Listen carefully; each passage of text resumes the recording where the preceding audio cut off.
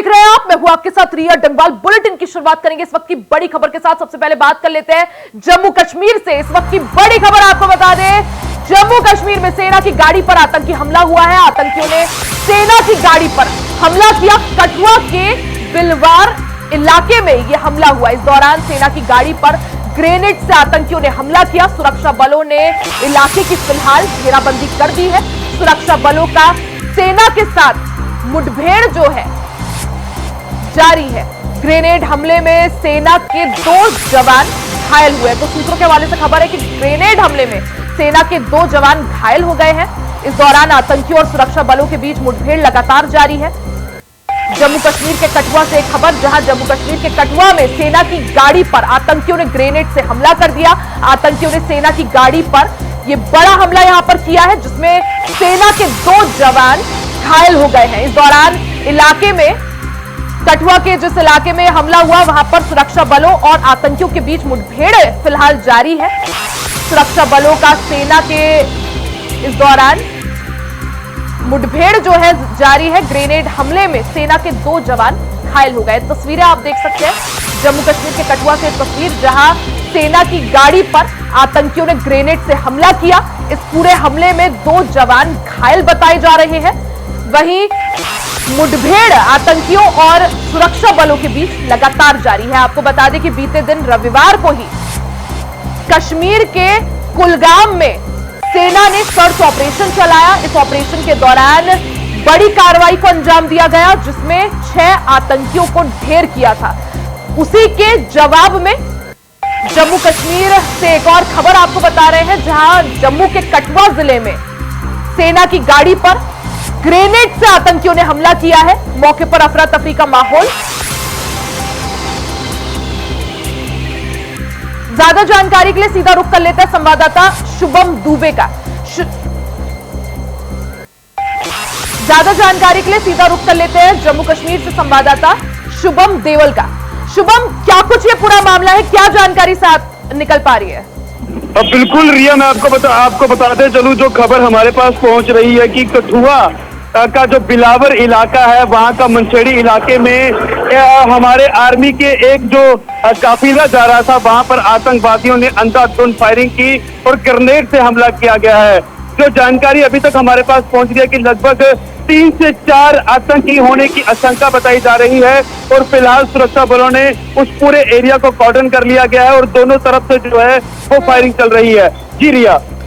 Shubham Bogle, क्या अभी जो है मुठभेड़ लगातार जारी है? क्या एक्स्ट्रा जो कंपनी वहां पर सुरक्षा बलों की मंगाई गई है, कैसी वहां पर स्थिति इस वक्त? बिल्कुल रिया, वहां पर आपको बताएं तो अलग अलग जो सिक्योरिटीज हैं वो वहां पर पहुंच चुकी हैं और पूरे एरिया को कॉर्डन कर लिया गया है और लगातार वहां पे जो 3 से 4 आतंकी छुपे होने की जो खबर आ रही है, क्योंकि उनके बीच जो है वो वहां पर मुठभेड़ जो है वो शुरू हो चुकी है, जो अभी खबर निकल कर आ रही है। आपको बताएं तो वो जिस एरिया पर ये आतंकी हमला हुआ है, जो आतंकियों ने आर्मी की व्हीकल पर हमला किया है, उस पूरे इलाके की अगर बात करें तो वो इलाका बसोली और डोडा को जो है वो जरूर टच करता है और वहां पर जो है वो फिलहाल वहां पे दोनों तरफ से जो है वो अंधाधुंध फायरिंग शुरू हो चुकी है और पूरे इलाके को कॉर्डन कर लिया गया है। जिस तरह से शुभम आपने कहा कि अभी क्योंकि जो मुठभेड़ है सुरक्षा बलों और आतंकियों के बीच वो जारी है, फायरिंग की गई, ग्रेनेड से हमला किया गया। कितने जवान यहां पर इस हमले में घायल बताए जा रहे हैं? साथ ही क्या किसी आतंकी के ढेर होने की भी इसमें खबर?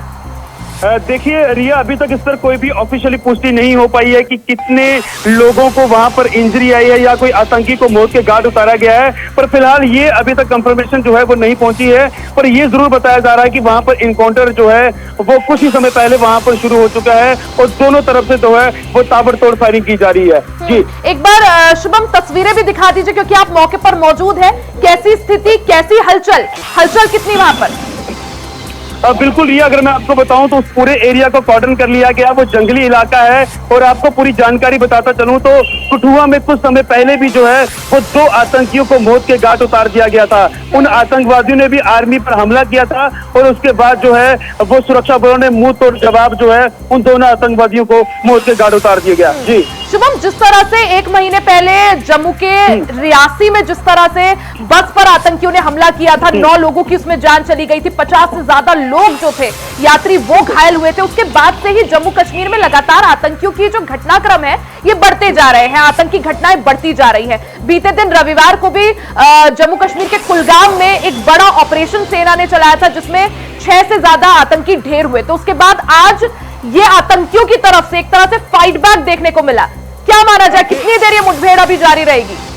देखिए रिया, बिल्कुल सही कहा आपने, क्योंकि पाकिस्तानी आतंकवादी जो हैं वो लगातार उनका मंसूबा रहता है कि जम्मू कश्मीर में जो शांति बनी है उसको किस तरीके से भंग किया जाए। आपको बताइए, जिस तरीके से आपने पिछले जो आतंकी हमले हुए हैं उनकी आपने बात की, वहां पर जो है जो अभी खबर है वो कठुआ का जो मनछेड़ी इलाका है वहां पर भी आर्मी की व्हीकल पर जो है वो ताबड़तोड़ फायरिंग की गई है और ग्रेनेड से हमला किया गया है।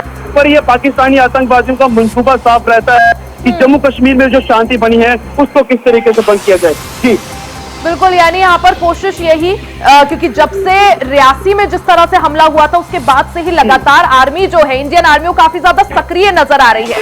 जिस तरह से आज आतंकियों ने एक बार फिर से सामने आकर आर्मी के एक वाहन को यहाँ पर अटैक किया, टारगेट किया, ग्रेनेड से हमला किया। और जैसा आपने भी बताया शुभम की लगातार जो है वहां पर मुठभेड़ जारी है सुरक्षा बलों और आतंकियों के बीच। जिस तरह से अगर मुठभेड़ की स्थिति देखें, क्या आगे जाकर आर्मी की तरफ से और वहां पर जो कंपनी है उनको वहां पर भेजने की कोशिश? बिल्कुल बिल्कुल रिया, आपने बिल्कुल सही कहा। वहां पर कंपनी जो है वो पूरे एरिया को कॉर्डन कर लिया गया है और वहां पर सर्च ऑपरेशन के साथ साथ उनके साथ मुठभेड़ भी जो है वो चल रही है। पर पाकिस्तानी आतंकी जो है वो हमेशा, आप जानते हैं कि कायर हैं ये लोग और पीठ के पीछे वार करते हैं। और आपने देखा कि इस दौरान वहां पर मौजूद होने की खबर सामने निकल कर आ रही है।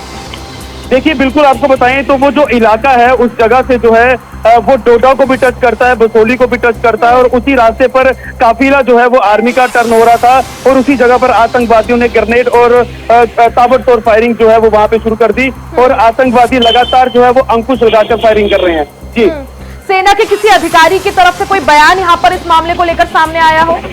देखिए रिया, अभी तक इस पर कोई भी ऑफिशियली जो है वो बयान सामने नहीं आया है, पर वहां पर जो सिक्योरिटी के जो सोर्सेस है वो साफ तौर पर ये कहानी पूरी बता रहे हैं कि वहां पर एक आर्मी का काफिला जो है वो रवाना हो रहा था और वहां पर ताबड़तोड़ जो है फायरिंग हुई, उसके बाद ग्रेनेड से हमला कर दिया गया। जी ठीक है शुभम, आप नजर बनाए रखें, बहुत बहुत शुक्रिया जानकारी के लिए।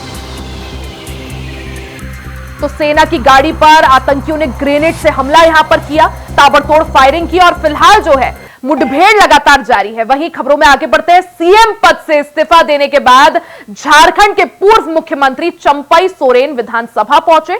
इस दौरान जब उनसे मीडिया ने बातचीत करने की कोशिश की तो वो मीडिया के कैमरों से भागते नजर आए। वहीं भरे मन से जवाब देते हुए चंपई सोरेन ने कहा कि गुड फील कर रहा हूं, सब कुछ अच्छा चल रहा है। निकलेंगे ना आप लोग को बताएंगे, लेकिन अभी थोड़ा जाने दीजिए। आज आपका एंट्रेंस कैसा लग रहा है? बढ़िया बढ़िया है, चलिए बढ़िया। जब हम निकलेंगे ना आप लोग को बताएंगे, लेकिन अभी थोड़ा जाने दीजिए। आज आपका एंट्रेंस कैसा लग रहा है? बढ़िया बढ़िया है, चलिए बढ़िया।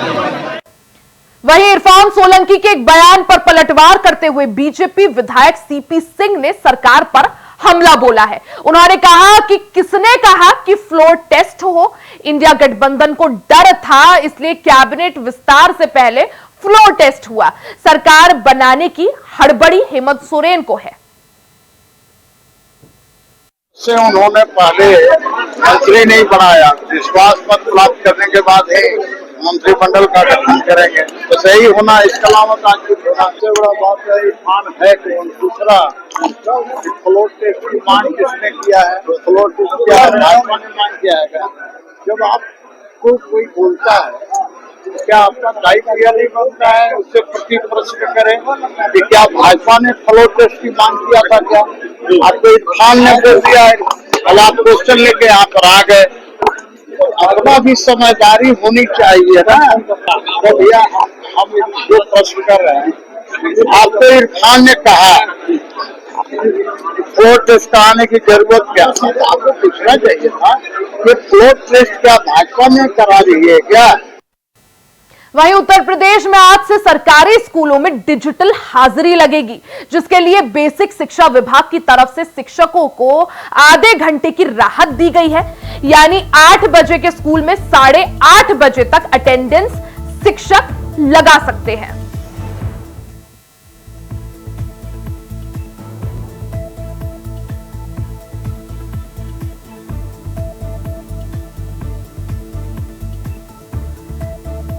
तो यहां पर सरकारी स्कूलों में आज से डिजिटल अटेंडेंस की पहल जो है वो शुरू हो गई है। सुबह 8:30 बजे तक शिक्षक अटेंडेंस लगा सकते हैं। उससे पहले हालांकि अगर कोई भी छात्र है तो वो डिजिटली भी अपनी अटेंडेंस लगा सकते हैं।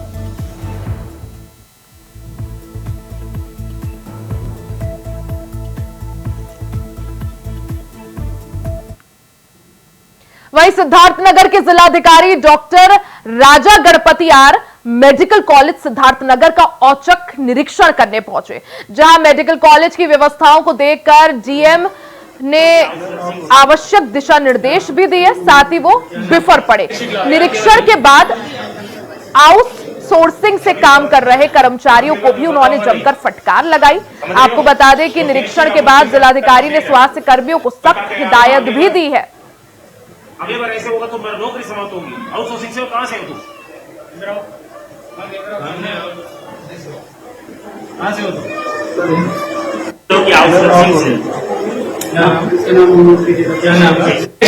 केवल वहीं खबर राजधानी लखनऊ से है, जहां राजधानी लखनऊ में मामूली कहासुनी में कुछ दबंगों ने युवक को जमकर पीटा। दबंगों ने लोहे की रॉड और लाठी डंडों से युवक के साथ पिटाई की। बेहोशी की हालत में युवक को छोड़कर दबंग मौके से फरार हो गए, जिसके बाद पीड़ित युवक के परिजनों ने पुलिस को इसकी सूचना दी। पुलिस ने 4 युवकों के खिलाफ मामला दर्ज कर कार्रवाई शुरू कर दी है। भैया को बहुत मारा, देखो कैसा पड़ा हुआ है मेरा। अरे कुछ बोलो नहीं। बहुत दर्द हो रहा है।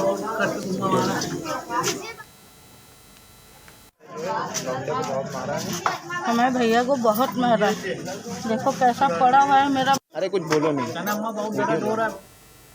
वहीं मुरादाबाद के सिविल लाइन थाने के दीनदयाल नगर में शराब पार्टी के दौरान युवकों के 2 गुट आपस में भिड़ गए। इस दौरान मामला इतना गर्मा गया कि एक गुट ने तमंचे से फायरिंग शुरू कर दी। फायरिंग के दौरान एक युवक को गोली लग गई, जिसके बाद युवक को गंभीर हालत में अस्पताल ले जाया गया। पुलिस ने मामले में 2 युवकों को गिरफ्तार कर लिया है।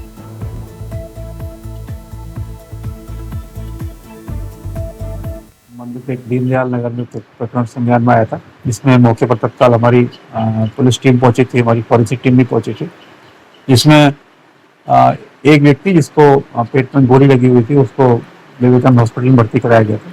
पूछताछ में उसके द्वारा ये बताया गया कि उसका एक साथी जिसका नाम मनीष है, जो जोमेटो कंपनी में काम करता है, वो किसी घर में गया था। वो वहाँ कुछ लड़कों ने उसको पकड़ लिया, उसने वापस फ़ोन किया तो उसके 2 साथी, जिसमें एक जिसके गोली लगी है वो और एक अन्य साथी के साथ वहाँ पर पहुँचा। वहाँ मौके पर इनका कुछ झगड़ा हुआ, जिसमें दूसरे पक्ष के द्वारा गोली चला दी गई, जिससे घायल हुआ है। मौके से ही एक लड़का जो दूसरे ग्रुप के लोगों के साथ का था, वो मैं तमंचे के गिरफ्तार हुआ है। वहीं जोधपुर में रेस्टोरेंट संचालक और स्टाफ के साथ मारपीट का मामला सामने आया है, जहां पावटा चौराहे पर ब्रिक्स होटल में पार्टी के दौरान आए लोगों पर मारपीट का आरोप लगा है। दरअसल करीब 20 से 22 लोगों द्वारा पार्टी की गई थी। पार्टी का आयोजन था, जिसमें खाने को लेकर बहस हो गई, जिसके बाद पार्टी करने आए लोगों ने स्टाफ के साथ गाली गलौज शुरू कर दी। मारपीट की पूरी घटना होटल में लगे सीसीटीवी कैमरे में कैद हो गई। वीडियो आप सीसीटीवी कैमरे का देख सकते हैं कि किस तरह से झड़प वहां पर देखने को मिल रही है। वहीं इसकी सूचना होटल संचालक ने पुलिस को दी। सूचना पर पहुंची पुलिस ने रिपोर्ट दर्ज कर आगे की कार्रवाई शुरू कर दी है।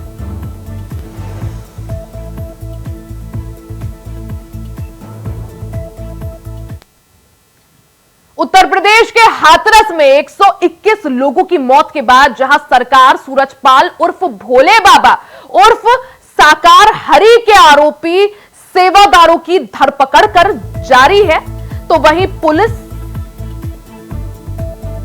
की संपत्ति खंगाल रही है। तो वहीं पुलिस जो है दूसरी तरफ साकार हरि की संपत्ति खंगाल रही है। लेकिन इसी बीच भोले बाबा के एक अनुयायी ने बड़ा दावा किया है, जिसमें अनुयायी ने अपनी पत्नी की मौत के बाद जीवित होने का दावा किया है।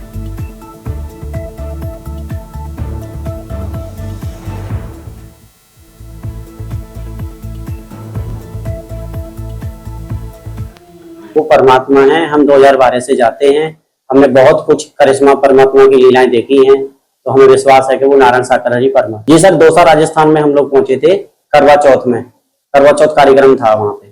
तो सर दौसा राजस्थान में कोरोना काल के लास्ट की बात है, तो प्रशासन परमिशन मिलने के बाद में ही परमात्मा ने कार्य कराया था। तो परमात्मा ने दर्शन दिए, दर्शन देने के बाद में परमात्मा चले गए अंदर के लिए। दर्शन देने के बाद फिर हम लोग आए, तो जो बहनों की साइड में हमारी तन की पत्नी बैठी थी, तो हमें बताया किसी बहन ने कि आपकी पत्नी की हालत बहुत खराब है। तो हमने जाके देखा तो उनकी हार्ट बीट क्या पल्स भी नहीं थी। तो फिर हम घबरा गए, हमने कहा हे प्रभु, यहाँ आपके अलावा हमारा कोई नहीं है। तो फिर वहां पर हमने एक निजी क्लिनिक जो होते हैं, तो हमने उनको एक दिखाया, मैंने देख लेना भैया पेशेंट है। तो उन्होंने कहा कि भैया इसमें कुछ नहीं है, कुछ नहीं है। फिर वहां पे एक सेवादार बहन जल पिला रही थी, तो वहां पर हमें कुछ नहीं सूझबूझ में आया। हमने कहा हो सकता है गर्मी से तबीयत ज्यादा खराब हो गई, तो गर्मी से हमने एक माध्यम बनाया प्रभु का, तो परमात्मा का नाम लेकर के हमने थोड़ा सा मुंह में जल डाला और सिर पे पानी वानी डाला, हाथ पैरों की मालिश की। उसके 10 मिनट बाद इसमें थोड़ी थोड़ी हार्ट बीट बढ़ी और सांसें आ गई। अगली खबर जौनपुर से है, जहां जौनपुर में एक बार फिर से तेज रफ्तार का कहर दिखा है, जहां तेज रफ्तार बाइक सवार ने सड़क पार कर रहे युवक को टक्कर मार दी, जिससे युवक गंभीर रूप से घायल हो गया। वहीं घायल को उपचार के लिए अस्पताल में भर्ती कराया गया। मामले का लाइव वीडियो भी सोशल मीडिया पर वायरल हो रहा है, जिसके बाद पुलिस ने वायरल वीडियो का संज्ञान लिया है और जांच शुरू कर दी है।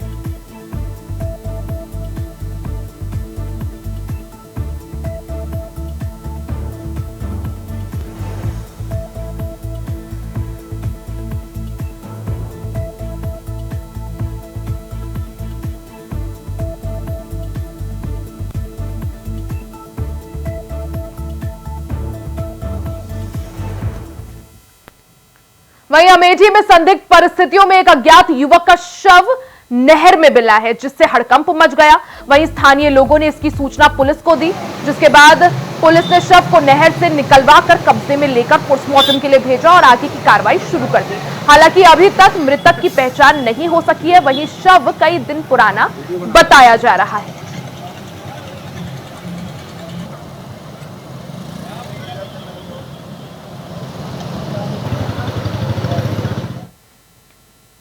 भीलवाड़ा शहर में क्राइम ने अपने पैर पसारना शुरू कर दिया है और अपराधी बेखौफ होकर अपनी मनमानी कर रहे हैं। प्राइवेट बस स्टैंड पर एक कैफे में सिगरेट ना पीने देने को लेकर कुछ लोगों ने कैफे में तोड़फोड़ कर दी। इसके बाद पुलिस मौके पर पहुंची और आगे की कार्रवाई में जुट गई। बताया जा रहा है कि कुछ दिन पहले भी एक कैफे में शराब पीने से इनकार करने पर कैफे संचालक पर चाकुओं से ताबड़तोड़ हमला किया गया था।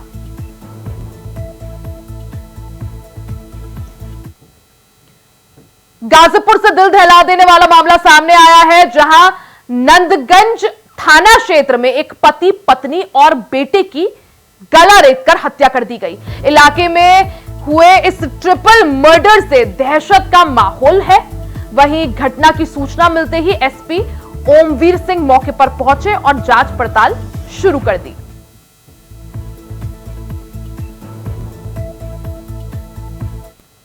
रात में करीब 2 बजे के करीब डीसीआर को सूचना मिली थी कि कुसमी कला गांव का जो मौजा है हिलवा, उसमें 3 लोगों की गला रेत के हत्या कर दी गई है। इस मौके पे इस घटना की सूचना पे तत्काल सभी अधिकारी यहाँ पे आए हैं और प्रथम दृष्टया ऐसा लगता है कि सुनियोजित तरीके से इनकी हत्या की गई है, क्योंकि तीनों के गले पे ही केवल वार है जो प्रथम दृष्टया प्रतीत हो रहा है। के परिवार में 4 लोग थे, 2 बेटे और दंपति, जिसमें दंपति और उनके बड़े बेटे की हत्या की गई है। छोटा बेटा जो अभी थोड़ा सा सही स्थिति में नहीं है, लेकिन है 14-15 साल का है, जिसके द्वारा बताया गया है कि गांव में ही कहीं कोई नाच हो रहा था किसी कार्यक्रम में, वहां से वापस आया तब उसके।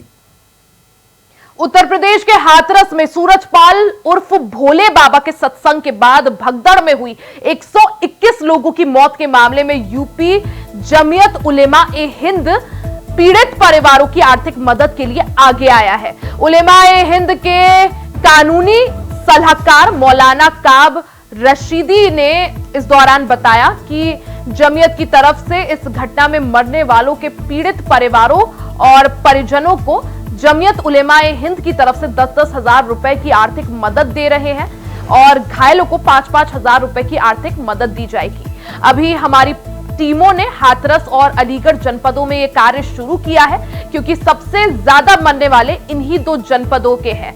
आगे भी हम पीड़ित परिवारों से अन्य जनपदों में मिलकर उनकी आर्थिक मदद करेंगे। एक बात हम कहना चाहते हैं कि भारत के संविधान के आर्टिकल 30 में माइनॉरिटीज़ को ये राइट दिया गया है कि वो लैंग्वेज के आधार पर या रिलीजन के आधार पर अपने एजुकेशनल इंस्टीट्यूट बना सकते हैं और सिर्फ बना ही नहीं कर सकते हैं बल्कि उसका प्रशासन भी वही करेंगे। टीचर्स के सिलेक्शन के नॉर्म्स क्या होंगे, एजुकेशन स्टेटस क्या होगा, वो सारे उनकी इंटरनल बॉडी करेगी। किसी भी गवर्नमेंट अथॉरिटी को उसमें हस्तक्षेप की अनुमति नहीं होगी। जहाँ तक नोटिस की बात है, देखिए एक सबसे पहले एक क्वेश्चन क्लियर करना होगा कि मान्यता प्राप्त और गैर मान्यता प्राप्त की डेफिनेशन क्या है, परिभाषा क्या है। तो देखिए मुख्यतः 3 तरह के इंस्टीट्यूट होते हैं। पहला वो है जो सरकार से मान्यता भी लेते हैं, सरकार के किसी बोर्ड से जिनके पास मान्यता भी होती है और एड भी लेते हैं। दूसरा वो जो सिर्फ मान्यता लेते हैं लेकिन एड नहीं लेते। और तीसरा वो है जो ना मान्यता लेते हैं ना एड लेते हैं, वो सॉवरेन इंस्टीट्यूट होते हैं। उनमें हमारे मदारिस आते हैं जो संपूर्ण रूप से स्वतंत्र होते हैं, जिसमें सरकार के किसी भी रूप का हस्तक्षेप नहीं होता है। और ये मदरसे किसी ट्रस्ट या सोसाइटी के अंडर में चलते हैं जो ऑलरेडी गवर्नमेंट के नॉर्म्स के मुताबिक रजिस्टर्ड होती हैं। हम इनको भी मान्यता प्राप्त के दर्जे में रखते हैं। वहीं ग्रेटर नोएडा में पति पत्नी के रिश्ते को शर्मसार करने वाला मामला सामने आया है, जहां पत्नी ने पति की जान ले ली। दरअसल पति ने पत्नी को प्रेमी के साथ आपत्तिजनक स्थिति में पकड़ लिया था, जिसके बाद प्यार में अंधी महिला ने प्रेमी के साथ मिलकर कैंची से गोदकर पति की हत्या कर दी। वहीं पुलिस ने पति की हत्या के आरोप में पत्नी और उसके प्रेमी को गिरफ्तार कर लिया है।